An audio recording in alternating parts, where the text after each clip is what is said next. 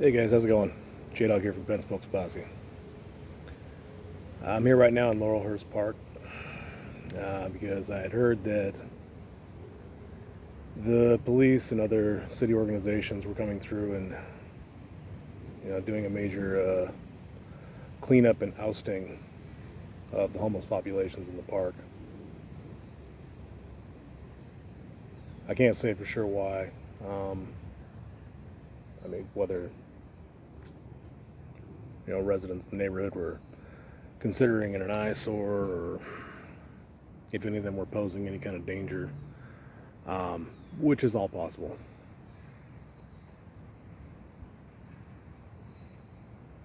What I do know, though, is that this city has had an issue with the homeless for a long, long time, and it's one it's just been growing and getting worse. All kind of started back in, gotta believe it was 2015. I can't be certain on the date, but back when Ted Wheeler and Deborah Kafori, they put out this press release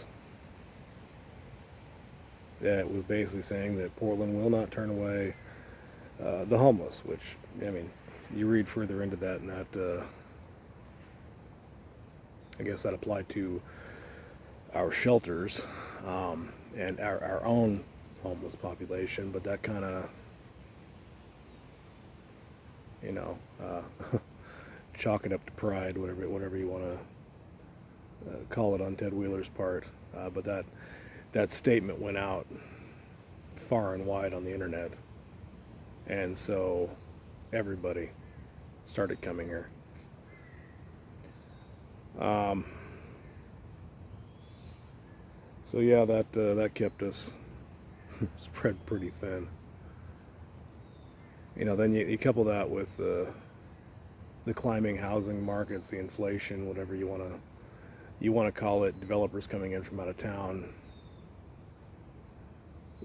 jacking up the rates here in Portland to unheard of amounts. I mean, in the 43 years I've been here, I've lived here all my life. I have never seen it this bad, this ridiculous. And sure, everybody's got to make their money, um, but you can't do it at the expense of other people, and that's a lot of what's going on right now. Not saying all the developers. I'm not trying to call everybody out, but there is definitely a fine line between turning a profit and just flat out greed. But that fault, it doesn't all lie entirely on their shoulders. Um, I talked to a few of the developers a while back, and we got on the conversation of affordable housing, and they had kind of outlined a few things for me that where they've tried in the past. They have tried to build apartment complexes, homes in such a way that it would be affordable for those that need it. Um, but then when these plans were put in front of city officials, the response they got was that they couldn't do it that way because everything has to be up to code. Everything has to look like all of the other units, all the other buildings, all the other homes around it. Um, so, as they put it, that if everything you're building has to be to a set standard, like everything has to have stainless steel appliances and all the high-end appliances of every other building around that, well, then how do you do that while still keeping the housing affordable?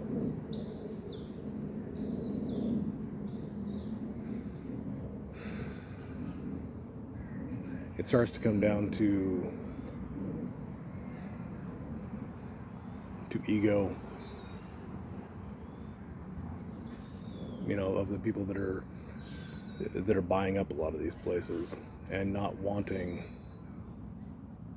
those low income looking houses or apartment complexes around them.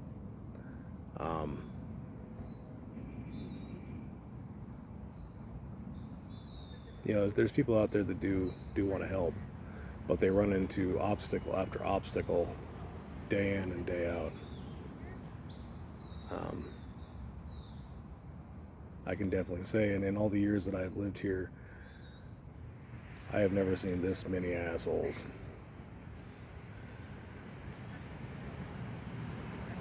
It is not the city I grew up in.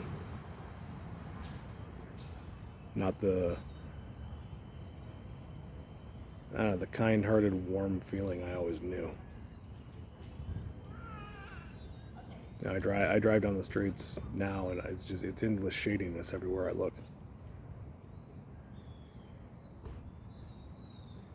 You never know who's got your back or who's going to stab you in it.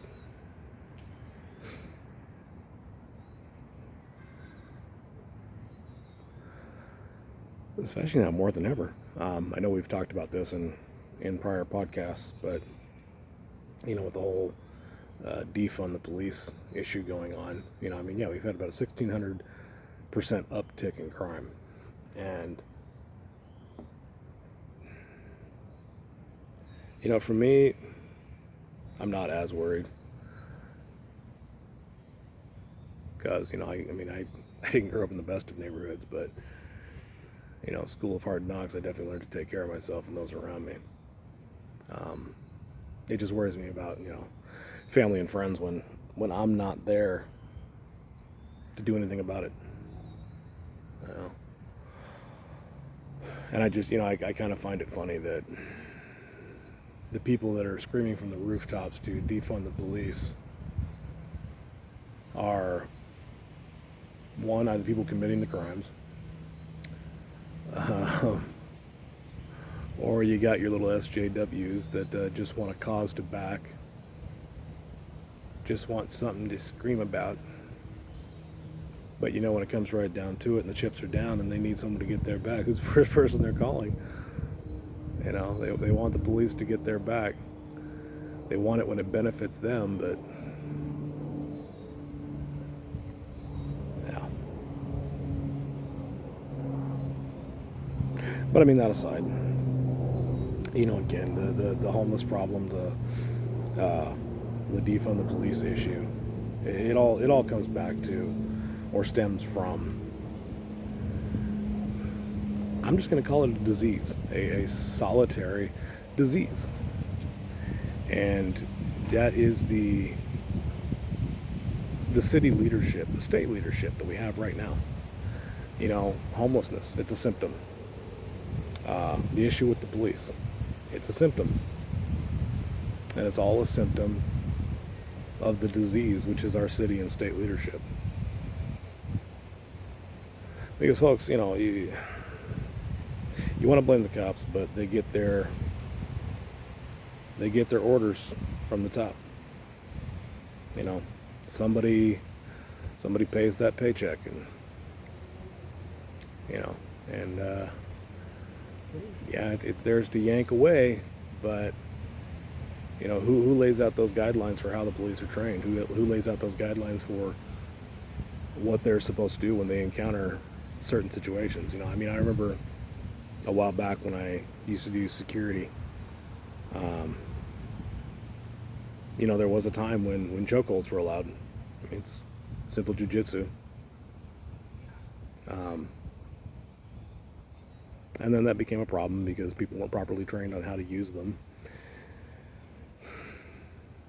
You know, and people were either getting severe damage or getting killed. I had a friend that I used to bounce with. You know, he ended up doing time because of a chokehold. The sad thing was he was actually properly trained how to use it, but you know, shit happens. Not to make light of somebody passing away, because that's a tragedy no matter what, but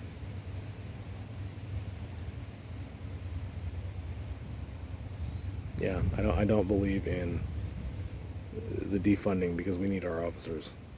We need better trained officers. But aside from better trained officers, we also need better trained citizens. You know, there's people out there screaming of injustices that just aren't injustices. They're whining about shit that the majority of us look at them and shake our damn heads.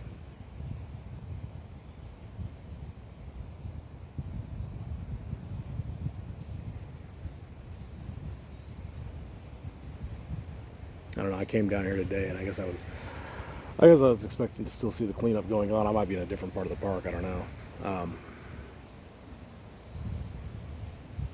But it was just sad.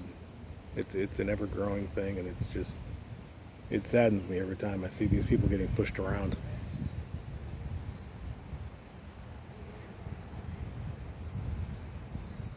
Because the city, the officials, they don't got an answer for this shit. It's a problem they created, and they don't got an answer for it. And so their answer to it is, you know, to send out the police. And I gotta hate to use this term, but it kind of feels like they're like sending out the Gestapo, you know, to solve a problem that they don't know how to solve. They can't solve it with words. They can't solve it with actual care. God knows why, because they've got the resources. So they solve it with force. Because they're getting complaints. And they're trying to please the taxpayers, which I get. But the homeless are their citizens too, that are being displaced by horrible housing laws. I mean, got this rent moratorium that's got pretty much up, I guess. Yeah, they keep throwing money at it. They never had a plan.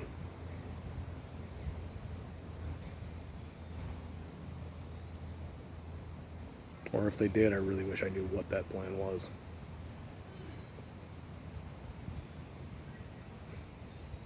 Because the more and more you look around, the more nefarious that plan seems.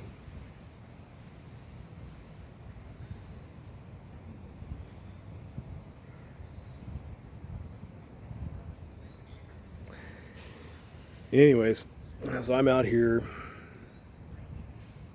alone right now because Ben Spokes is going through, I don't want to say changes, but we're going through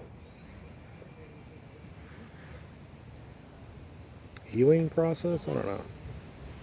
I know the art man, he's got his own private issues he's got to deal with right now. You know, health related.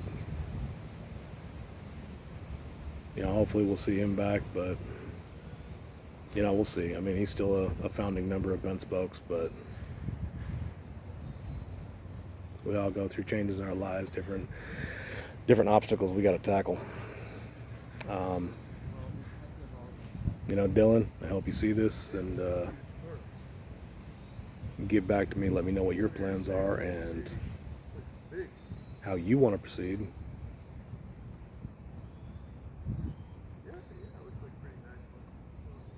But Ben Spokes Posse is alive and well, even if I got to do this on my own. I will be looking for other co-hosts if that's the case.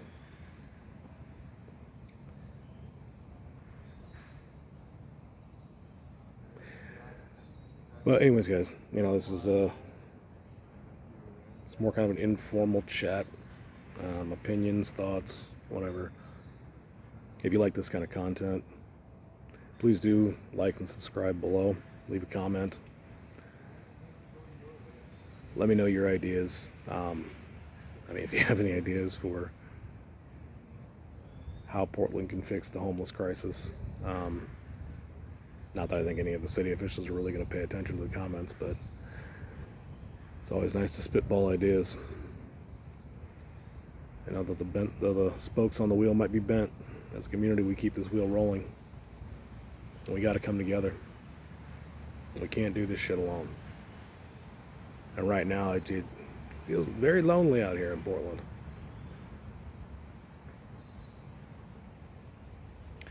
But as I've rambled on and said throughout this video, I hope I can at least leave you with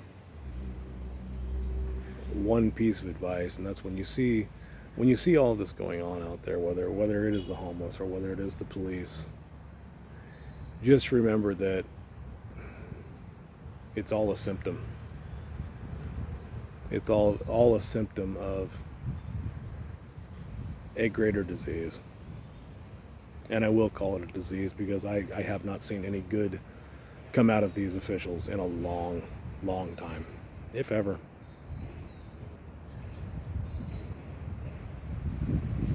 They're screwing up left and right.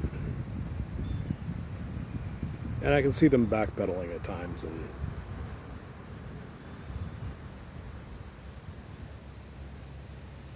but yeah, they're not just going to come out and say it. So we got to call them on it. Next time you go to the polls, vote the bastards out. I pray to God we vote somebody better in. Oh man, it just sucks when you see them screwing up so bad, and instead of taking responsibility and accountability for it, they just throw everyone under the bus. Like, not my fault. I didn't make the rules. Defund the police.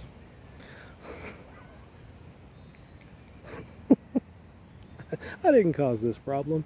Displace the homeless.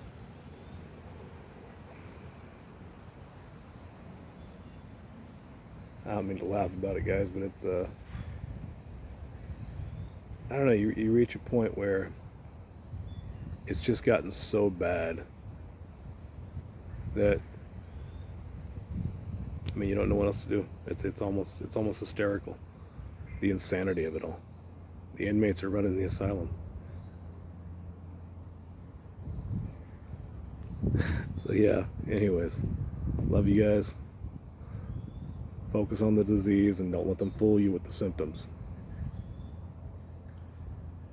Take care of each other. Love y'all.